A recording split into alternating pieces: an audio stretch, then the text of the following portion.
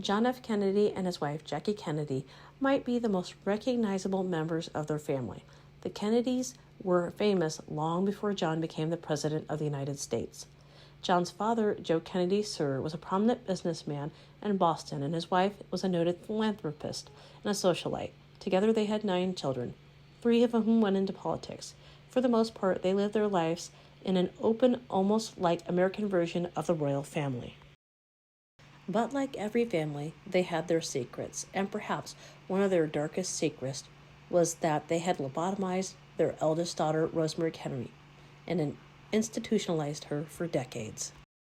Born on September 13, 1918, in Brookline, Massachusetts, Rosemary Kennedy was the 3rd child of Joe and Rose, and their first girl in the family. During her birth, the obstetrician who was supposed to be delivering her baby was running late.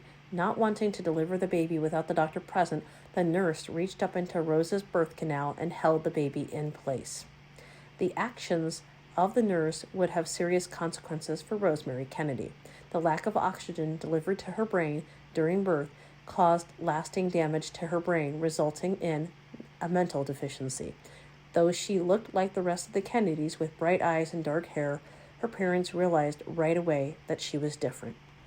As a child, Rosemary Kennedy was unable to keep up with her siblings, who would often play ball in the yard or run around the neighborhood. Her lack of inclusion often caused her to experience fits, which were later discovered to have been seizures or episodes relating to mental illness. However, in the 1920s, mental illness was highly stigmatized. Fearing repercussions for her daughter, who couldn't keep up, Rose pulled Rosemary out of school and instead hired a tutor to teach the girl from home. Eventually, she sent her to boarding school instead of institutionalizing her. Most people did not know the extent of Rosemary's personal troubles, as the Kennedys had worked hard to keep it all quiet. Once relocated to England, Rosemary gained a sense of normalcy, as she had been placed in a Catholic school run by nuns, with the time and the patience to teach Rosemary. They were training her to be a teacher's aide, and she was flourishing under their guidance. Sadly, that situation did not last long. In 1940, when the Nazis stormed Paris, the Kennedys were forced to move back to the United States, and Rosemary's education was all but abandoned. Once back stateside, Rose placed Rosemary in a convent, but reportedly did not have the same positive effect as the school in England. Dr. Walter Freeman appeared to have a solution to the Kennedys' problem. Freeman, along with his associate, Dr. James Watts, had been researching a neurological procedure that was said to cure people who were physically and mentally disabled. The operation was a controversial lobotomy.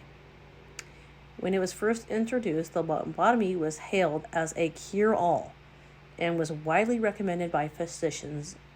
Despite the excitement, however, there were many warnings that the lobotomy, though occasionally effective, was also destructive and had negative effects. One woman described her daughter as a recipient as being the same person on the outside, but like a new person on the inside. Joe needed no convincing to sign Rosemary up for the procedure, as it seemed like this was the Kennedy family's last hope to be cured. Years later, Rose would claim that she had no knowledge of the procedure until it had already happened. No one thought to ask Rosemary any of her own thoughts about the situation relating to the procedure. In 1941, at 23 years old, Rosemary Kennedy received a lobotomy. During the procedure, 2 holes were drilled into the skull through which small metal spatulas were inserted. The spatulas were used to sever the link between the prefrontal cortex and the rest of the brain.